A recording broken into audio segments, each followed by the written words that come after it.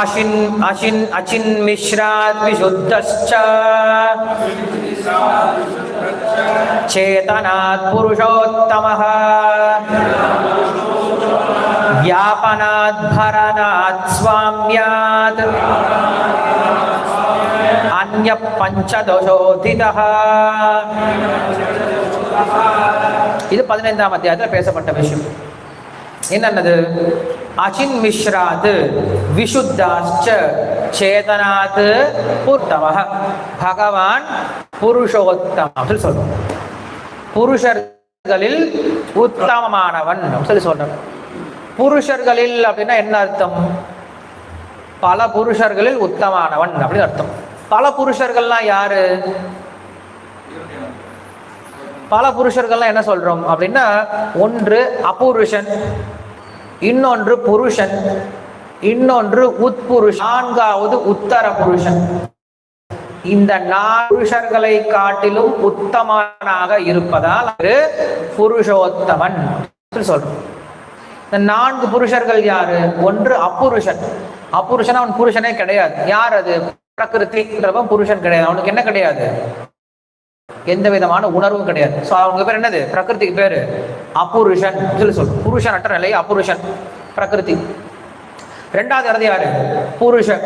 புருஷனா யாரு? நம்ம எல்லாரும் தான் இல்லையா? புருஷனா கணவன் வச்சுக்காதீங்க. புருஷன் அப்படின்னா புறா அப்படின்ற நாடிக்கு பக்கத்துல ஒருத்தன் உட்கார்ந்து இருக்கிறான், அவனுக்கு பேர் என்னது? புருஷன் சொல்லி சொல்றோம். நம்ம இதயத்துல புறா அப்படின்ற ஒரு நாடி இருக்கான். அந்த நாடிக்கு பக்கத்துல ஜீவாத்மா இருந்துட்டு இருக்குமா? அந்த ஜீவாத்மா அந்த புறான்ற நாடிக்கு பக்கத்துல இருக்கிறனால அதுக்கு பேர் என்னது? புருஷன். எல்லாரும் புருஷர்கள் தான். இங்க பேதம்லாம் கிடையாது. ஆண் ஜாதி பெண் ஜாதி அப்படின்ற பேதம்லாம் நம்மளுக்கு கிடையாது இல்லையா? ஒரு சிலர் சொல்லுவாங்க இந்த உலகத்துல ஜாதியே கிடையாது, இந்த உலகத்துல 2 ஜாதி தான், ஒன்று ஆண் ஒன்று பெண் அப்படின்னு சொல்லுவாங்க. பட் சாஸ்திரபரமா என்ன சொல்றாங்க? அது கூட கிடையாது. எல்லாரும் ஒரே ஜாதி தான். இல்லை, எல்லாருமே ஜீவாத்மா, எல்லாரும் பகவானுடைய அம்சம், எல்லாரும் பகவானுடைய சேவகர்கள் அப்படின்ற ஒரே ஒரு ஜாதி தான். ஜாதி இரண்டொழிய வெறி சாற்றிங்கால் தார் பெரியோர் இடாதோர் இகுலத்தோர் அப்படின்னு சொல்லி சொல்றோம். பட்டாங்கில் உள்ள அப்படின்னு சொல்லி சொல்றோம் இல்லையா? இன்னைக்கு நம்ம இதெல்லாம் யாரும் சொல்லிக் கொடுக்கறதே கிடையாது பசங்களுக்கு. பசங்களுக்கு இன்னைக்கு சொல்லிக் கொடுக்கறது 2 ஜாதி. ஒன்று தயிர் சாதம், இன்னொன்று என்ன சொல்றது, இன்னொன்று ஹீரோ இல்லையா? ஒன்று தயிர் சாதமா இருக்கணும், ஒண்ணுமே தெரியாம தண்டத்துக்கு இருக்கணும். இன்னொருத்த எப்படி இருக்கா? எல்லாம் இருக்கக்கூடிய என்ன பேர் சொல்லுவாங்க? அதுக்கு ஆப்போசிட் என்ன பேர் சொல்லுவாங்க?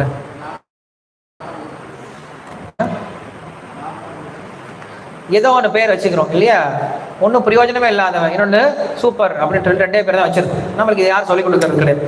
ஸோ அப்படி இங்க 4 விதமான ஜாதியை பத்தி சொல்றார். 4 விதமான பிரிவுகளை பத்தி சொல்றார். ஒன்று அப்புருஷன். அப்புருஷன்னா பிரகிருதி. 2வது புருஷன். புருஷன்னா இங்க இருக்கக்கூடிய ஜீவாத்மாக்கள். 3வது என்னது? உட்புருஷன். இந்த ஜீவாவலுக்குள்ளார உயர்ந்த புருஷன். யார் அது? முக்தி பெடமா, அதுக்கு பேர் முக்தன் அப்படின்னு சொல்றோம். ஸோ முக்தன்றவன் இந்த ஆத்மாக்களை காட்டில் நம்மை காட்டில் எப்படி இருக்கான்? அவன் உயர்ந்தவனா இருக்கான். ஆனால் அவனுக்கு பேர் உட்புருஷன் அப்படின்ட்டு ஃபர்ஸ்ட் டிகிரி அவனுக்கு கொடுக்குறாரு. இங்கிலீஷ்ல 3 டிகிரி இருக்கும் இல்லையா? என்னது? கம்பேரேட்டிவ், சூப்பர்லேட்டிவ், ஃபர்ஸ்ட் வருது இம்பரேட்டிவா, காசிட்டிவா, பாசிட்டிவா, காசிட்டிவா, காவா, பாசிட்டிவ், பாசிட்டிவ், கம்பேரேட்டிவ், சூப்பர்லேட்டிவ் இல்லையா? இதை எங்க சொல்றாரு? உட்புருஷ, உத்தர புருஷ, உத்தம புருஷ சொல்லி சொல்றோம். இதுல உட்புருஷன் யாரு அப்படின்னா இந்த உலகத்துல இருந்து மோட்சம் அடையக்கூடிய ஜீவாத்மாக்களை உட்புருஷன், பாசிட்டிவ். இந்த உலகத்துக்கே வராம அங்கேயே இருக்காங்க இல்லையா? எப்பயுமே நித்தியமா நித்திய முக்தர்கள் சொல்லி சொல்றோம் இல்லையா? அவங்களுக்கு சாரத்தோடைய ஸ்பரிசமே இல்லாம ஒரு சிலர்லாம் இருப்பாங்க. அவங்களாம் எப்பயும் முக்தி பெற்றவங்க, நித்திய முக்தர்கள் சொல்லி சொல்றோம். ஸோ அவங்களுக்கு பேர் என்னது? உத்தர புருஷன். உத்தர புருஷன். அடுத்தது என்னது? கம்பேரேட்டிவ். யாரோட கம்பேரேட்டிவ்? நம்மோட கம்பேர். அவங்க எப்படிப்பட்டவங்க? உயர்ந்தவங்க. ஏன்னா அவங்க எங்க இருக்காங்க? என்னைக்கும் அங்கேயே இருக்காங்க. அவங்க என்னைக்கும் பௌதிக உலகத்துக்கு வந்தது கிடையாது. ஸோ அப்ப இந்த ஜீவாத்மாக்களை காட்டிலும் இங்கிருந்து ஆத்மாக்களை காட்டிலும் அவங்க எப்படி இருக்காங்க? உயர்ந்தவங்களா. அடுத்தது வருது நித்திய முக்தர்கள், நித்திய முக்தர்கள், நித்திய சொர்க்கம் யாரோட சொல்லலாம். அடுத்த வர நிலை என்னது? பகவான் தான் நேரடியா. உத்தம புருஷன், உத்தம புருஷன் என்னது? அவர் ஜீவாத்மாவும் கிடையாது, இந்த உலகத்துல வந்து கட்டுண்டதும் கிடையாது, அச்சித்தும் கிடையாது, எல்லாருக்கும் வித்தியாசப்பட்டவனா இருக்கான், எல்லாரையும் விட உயர்ந்தவனா இருக்கான். அவனுக்கு பேர் என்னது? உத்தம புருஷா சொல்றேன். உத்தம புருஷஸ்வன்யா பரமாத்மேதாஹிருதா த்ரயமாவிஷ்ய பிபர்த்தவ்ய ஈஸ்வரஹ. சோ இந்த கிருஷ்ணன் தான் கிருஷ்ணன் என்ன பண்றார் அப்படின்னா கடைசியில சொல்லி முடிக்கிறார், உத்தம புருஷஸ்வன்யா பரமாத்மேதாஹிருதா. அர்ஜுனா, எனக்கு பேர் தான் என்ன சொல்றாங்க? பரமாத்மான்னு பேர் எனக்கு தான் இருக்கு. கிருஷ்ண பரமாத்மா. வேற யாருக்காவது பரமாத்மான்ற பேர் பொருந்துமா? யாருக்கும் சொல்றது கிடையாது இல்லையா? பரமாத்மா அப்படின்னா அந்த ஒரே சப்தம் யாருக்கு தான்? அது கிருஷ்ணருக்கு மட்டும்தான். கிருஷ்ணரே என்ன பண்றாரு இங்க பகவத்கீதையில கடைசியில் அடிச்சு சொல்றார், சத்தியம் பண்ணி சொல்றார், உத்தம புருஷஸ்வன்யா பரமாத்மே துதாகிருத.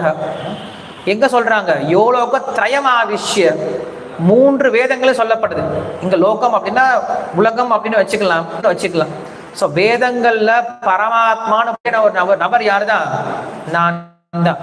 ஏன் என்ன பரமாத்மான்னு போட்டுறாங்க? ஏன்னா நான் எப்படி இருக்கேன்?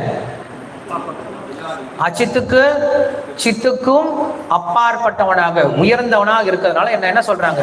புருஷோத்தமன் நம்ம சொல்லி சொல்றாங்க. என்ன ஏன் உயர்ந்தவன் சொல்லி சொல்றாங்க? சும்மா சொன்னா வந்துருமா? இவன் அவரை விட உயர்ந்தவன், இவனை விட உயர்ந்தவன் சொன்னா வந்துருமா? என்ன வராது. அப்ப கிருஷ்ணன் என்ன பண்றாரு? அதற்கு விளக்கமும் கொடுக்குறாரு, அதுக்கு ரீசனை கொடுக்குறாரு. இந்த ஸ்லோகத்துல ரீசன் இருக்கு. ஃபர்ஸ்ட் என்ன சொல்றாரு? அக்ஷராத் சேதனாத் விசுத்தா சேதனாத் அப்படின்னு நம்ம என்ன பண்ணணும்? பிரிச்சு பார்த்துக்கணும். அச்சின் மிஸ்ராத். இங்க அச்சின்னா அச்சித்துனா என்னது? பிரகிருதி இல்லையா? சோ அச்சின் மிஸ்ராத் அப்படின்னா பிரகிருத்தினுடைய பிரகிருத்தினுடைய சம்பந்தத்திலிருந்து விடுபட்ட, பிரகிருத்தினுடைய தொடர்பே இல்லாத அப்படின்னு 3 அர்த்தங்கள் என்ன பண்றாரு இந்த ஒரே ஸ்லோகத்துல ஒரே வார்த்தையில கொடுத்துட்டாரு. சம்ஸ்கிருதம் தெரிஞ்சா ரசிச்சு படிக்கலாம். சோ அப்படி சொல்லி முடிச்சுட்டு இப்படிப்பட்ட புருஷோத்தமன் சொல்லி சொல்றோம். ஏன் புருஷோத்தமன் சொல்றேன்? 3 காரணங்கள் சொல்றாரு, ரொம்ப முக்கியமான காரணங்கள். கவனிச்சு பாருங்க. என்ன சொல்றாரு? வியாபனாத், பரணாத், ஸ்வாம்யாத் அப்படின்னு சொல்றாரு. இந்த 3 காரணங்களால் எனக்கு பேர் என்னது? புருஷோத்தமன். இந்த அர்த்தம் என்னது? ஃபர்ஸ்ட் சொல்றாரு வியாபனாத், எல்லா இடத்துல நான் எப்படி இருக்கேன்? வியாபிச்சிருக்கேன். அடுத்தது எல்லாவற்றையும் என்ன பண்ணிட்டு இருக்க? மூன்றாவது ஸ்வாம்யாத். ஸ்வாம்யாத் அப்படின்னா எல்லாவற்றையும் கட்டுப்படுத்துவனாகவும் இருக்க, எல்லாத்துக்கும் சொந்தக்காரனாகவும் எல்லாவற்றையும் கட்டுப்படுத்துவனாகவும் இருக்க. இந்த 3 காரணங்களால் நான் எப்படி இருக்கேன்?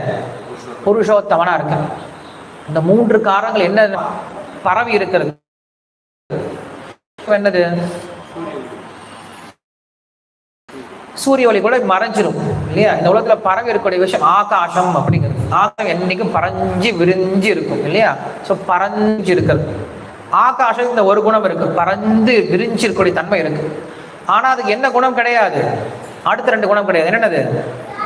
பரணாத்து, ஸ்வாமியாத்து. எதையும் பறிக்க போறது கிடையாது, எதையும் கண்ட்ரோல் பண்ண போறது கிடையாது. அடுத்தது வர்றது என்னது? பரணாத்து, தாங்கக்கூடிய சக்தி. தாங்கக்கூடிய சக்தி யாருக்கு இருக்கு? பூமிக்கு இருக்கு. சோ பூமிக்கு இருக்கே தவிர பூமிக்கு என்ன சக்தி கிடையாது? வியாபனாத்து கிடையாது, எல்லா இடத்துலயும் வியாபிக்கிறது கிடையாது, நியமிக்கக்கூடிய சக்தி அப்படிங்கிறதும் கிடையாது அப்படின்னு பார்க்கணும். 3வது வருது என்னது? ஸ்வாமியாத்து. ஸ்வாமியாத்துனா கட்டுப்படுத்தக்கூடிய சக்தி. கட்டுப்படுத்தக்கூடிய சக்தி யார்கிட்ட இருக்கு? ராஜா கிட்ட இருக்கு. ராஜா என்ன பண்ண முடியும்? எல்லாத்தையுமே கட்டுப்படுத்த முடியும். ஆனா அவனுக்கு என்ன குணங்கள் கிடையாது?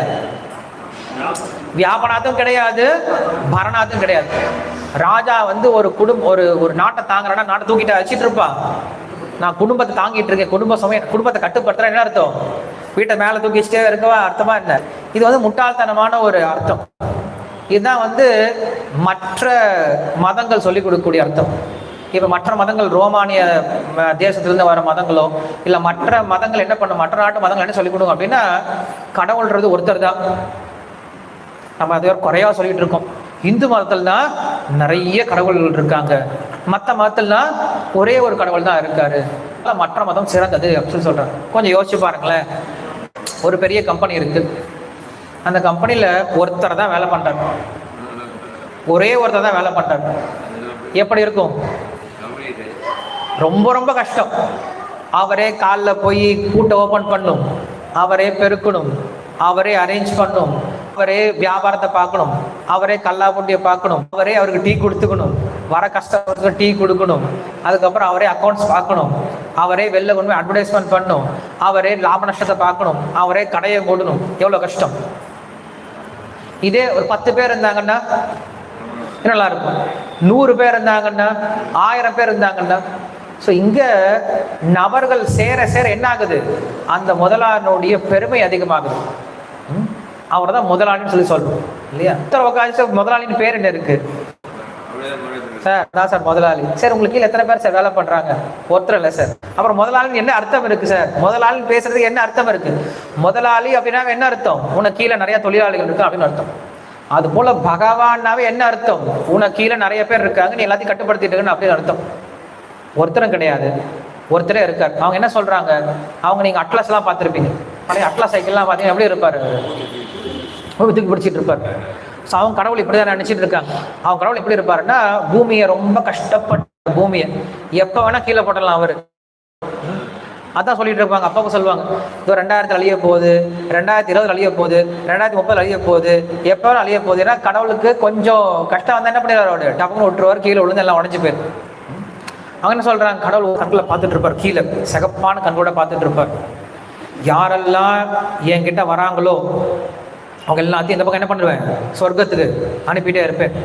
யாரெல்லாம் என்னை பார்க்க வரவே இல்லையோ அவங்கள என்ன பண்றேன், எல்லாத்தையும் நரகத்தை அனுப்பிட்டே, குத்துன்னு இந்த பக்கம் கொஞ்சம் இந்த பக்கம் கொஞ்சம் அனுப்பிட்டே இருப்பேன். அதுக்கப்புறம் நரகத்திலேயே கஷ்டப்பட வேண்டியதுதான். இந்த பக்கம் இருக்கிறவன் சொர்க்கத்திலே அனுபவிச்சுருக்க வேண்டியதான். சொர்க்கத்துல என்ன சார் இருக்கும் அப்படின்னு கேட்டா, சொர்க்கத்துல நிறைய அழகான பூங்கா இருக்கும், நல்ல தின்பங்கன் இருக்கும், நல்ல குடிக்கிறதுக்கு நல்ல ஜூசஸ்லாம் இருக்கும். சொர்க்கத்தில் நிறைய டேம்சல்ஸ்லாம் இருப்பாங்க, நிறைய ஏஞ்சல்ஸ்லாம் இருப்பாங்க. கடவுள் எங்கே சார் வருவார்? கடவுள் அப்பப்போ வருவார், வந்து இங்கே எங்களை எல்லாத்தையும் பார்த்துட்டு போகிறோம். நாங்கள் என்ன பண்ணோம், கடவுளுக்கு டாட்டா சொல்லுவோம். ஸோ அப்போ என்ன பண்ணுறாங்க, சொர்க்கத்துக்கு போனாலும் கூட அவங்களுக்கு என்ன தேவை, கடவுள் தூரமாக இருந்தால் போதும், என் வாழ்க்கையை நான் அனுபவிக்கணும், அது கடவுள் என்ன பண்ணும், ஹெல்ப் பண்ணும். இந்த உலகத்துல இருந்தாலும் அதே நிலைமை தான். கடவுள் தூரமா இருந்தா போதும், நான் என்ன பண்றேன், அவர் அப்ப போய் கதவை திறந்து பார்த்து எனக்கு ஹெல்ப் பண்ணா போதும். சொர்க்கத்தை போல என்ன பண்ண போறோம், அதே தான் மறுபடியும் செய்ய போறோம். இதுதான் மற்ற மதத்துல சொல்லி கொடுக்குறது. பட் நம்மளுடைய மதம் அப்படி கிடையாது. நம்ம என்ன சொல்றோம், 33 கோடி தேவர்கள் இருக்காங்கன்னு சொல்லி சொல்றோம். இதை பார்த்து எல்லாரும் மலைச்சு போறாங்க. 33 கோடி தேவர்கள் எப்படி சார் இருப்பாங்க? ஏன் சார் இருக்க முடியாதுன்னு தான் நம்ம கேள்வி. ஒரு சின்ன கம்பெனி நடத்துறதுக்கு ஒன்றும் இல்லை, மதுரையில் இப்போ மாட்டுத்தாவலில் ஒரு பெரிய கடை திறந்துருக்காங்க இல்லையா, ஒரு ஸ்டோர் ஒன்று திறந்துருக்காங்க.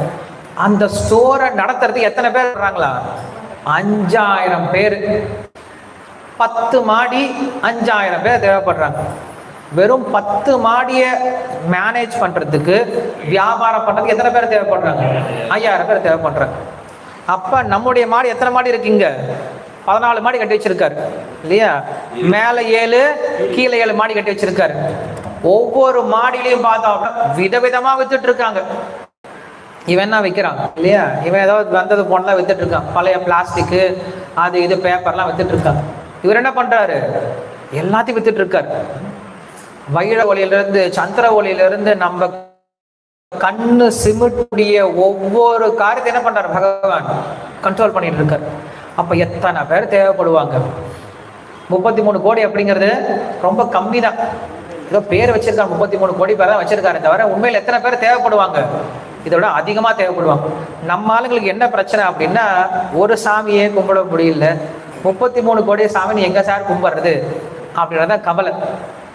பகவான் என்ன சொல்றாரு, நீ 33 பேரையும் கும்பிட வேண்டாம், என்ன ஒருத்தனை மட்டுமே வழிபடு, 33 கோடி பேருக்கு போய் சேர்ந்துடும் சொல்லி சொல்றாரு. அதை நம்ம ஒத்துக்க முடியும். அது எப்படி சார், ஒரு ஆபீஸுக்கு போன வாட்ச்மேனையும் கரெக்ட் பண்ண வேண்டியதா இருக்கு இல்லையா, பியூனையும் கரெக்ட் பண்ண வேண்டியதா இருக்கு. ஆனா என்ன சொல்றோம், நீ வாட்ச்மேனை கரெக்ட் பண்ணாத, பியூரை கரெக்ட் பண்ணாத, நேரம் எங்க போயிடு, சிஓ கிட்ட போயிடு. எப்ப நீ சிஓ பார்த்துட்டியோ அப்ப என்ன பண்ணுவாங்க, எல்லாரும் ஆட்டோமேட்டிக்கா அவங்களுக்கு கீழே எல்லாரும் வேலை செய்ய ஆரம்பிச்சிருவாங்க.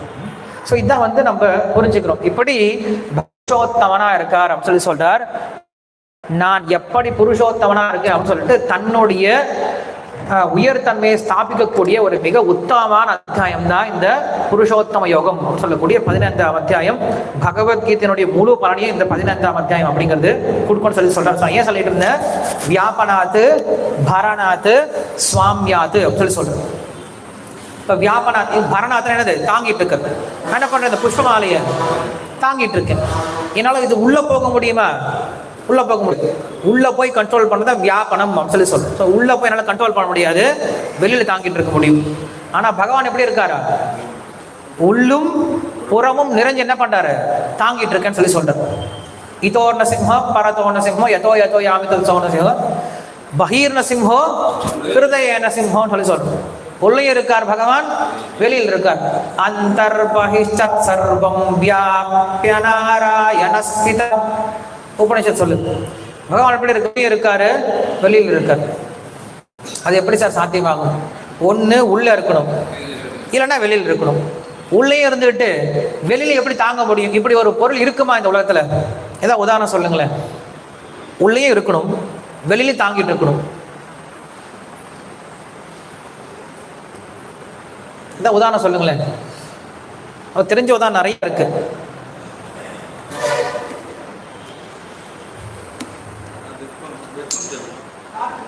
என்னது?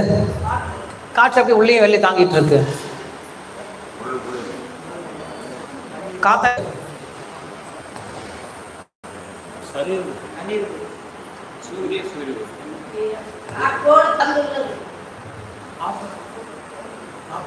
ஆத்மா எப்படி? எஸ், ஆத்மா அப்படிங்கிற ஒரு சின்ன உதாரணம் எடுத்துக்கலாம். ஆத்மா என்ன பண்ணுது?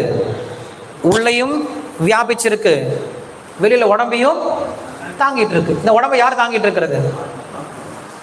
ஆத்மா இல்லைன்னா இந்த உடம்பு எத்தனை பேர் தாங்கணும்? 4 பேர் தாங்கணும். உண்மையில் நம்ம நினைச்சிட்டு இருக்கோம் இந்த ஆத்மாவை நம்ம தாங்கிட்டு இருக்கோம், இந்த உடம்பு தான் ஆத்மாவை தாங்கிட்டு இருக்கு நினைச்சிட்டு இருக்கோம். பட் உண்மை என்னது? ஆத்மா தான் உடம்பை தாங்கிட்டு இருக்கு. ஆத்மா இல்லை அப்படின்னா உடல் என்ன பண்ணிடும்? கீழே விழுந்துடும். ஸோ அப்ப உள்ளும் நிறைஞ்சு வெளியிலையும் தாங்க யார்கிட்ட இருக்கு? ஆத்மாவுக்கே இருக்கும்போது இதுதான் பரமாத்மாவை பார்க்கணும். பிரபஞ்சத்துக்குள்ளேயும் இருக்காரு, பிரபஞ்சத்துக்கு வெளியிலும் இருந்து என்ன பண்றாரு? எல்லாத்தையும் தாங்கக்கூடியவரா இருக்காரு. அப்படினால ஒரு பேர் என்னது? சுவாமியாது அப்படின்ற 3வது குணம் சொல்றார். இந்த 3 குணங்களால பகவானுக்கு பேர் என்ன சொல்றோம்? புருஷோத்தமன் அப்படின்னு சொல்றோம். இந்த குணங்கள் வேற எந்த தேவதை இது 3 காரியங்கள் பண்ணார். என்ன? வியாபனம், பரணம், சுவாமி 3 குணங்கள் பண்ணார். ஒரு சில நம்மளுக்கு வரங்களை கொடுக்கலாம், நம்மளுக்கு தாங்கிட்டுலாம் இருக்க மாட்டாங்க. ஒரு சில நம்மளை தாங்கிட்டு இருக்கலாம், கொடுக்க மாட்டாங்க. ஒரு சில சும்மாவே இருப்பாங்க, நமக்கு வரணும் கொடுக்க மாட்டாங்க, தாங்கவும் மாட்டாங்க. சும்மா பேச்சுக்கு பேருக்கு ஒரு சில சொந்தக்காரங்களை போல. சொந்தக்காரங்க என்ன பண்ணுவாங்க? நம்ம நிறைய சொந்தக்காரங்க இருப்பாங்க, ஃபேஸ்புக்கில் நிறைய ஃப்ரெண்ட்ஸ் இருப்பாங்க. இவங்கெல்லாம் எப்படி? வியாபனம் வெறும் ஆள் அடைச்சிக்கிறதுக்கு. 2வது பரணாத்து, ஒரு எல்லாரும் விட்டு ஓடி போயிடுவாங்க. யார் தான் கடைசியில் நிற்கிறது? ஒன்று நம்ம அப்பா அம்மா நிற்பாங்க, இல்லை நம்மளுக்கு ரொம்ப நெருங்கிய நண்பர்கள் நிற்பாங்க. இது பரணாத்து. என்னது? சுவாமியாது. இது எல்லாரையும் தாண்டி ஒருத்தர் தான் நிற்பார். யாரு? பகவான் மட்டும் தான் நிற்பார். அவர் மட்டும் தான் நம்மளை காப்பாற்ற முடியும், இல்லையா? ஸோ அதனால இங்க சுவாமியாது அப்படின்னு சொல்லிட்டு 3வது குணத்தை சொல்றாரு. ஸோ இப்படி பகவான் எப்படி இருக்கார் அப்படின்னா புருஷோத்தமனா இருக்கார் அப்படின்னு சொல்லிட்டு நம்மளுக்கு 15வது அத்தியாயத்தை பத்தி சொல்றாரு. அதுக்கு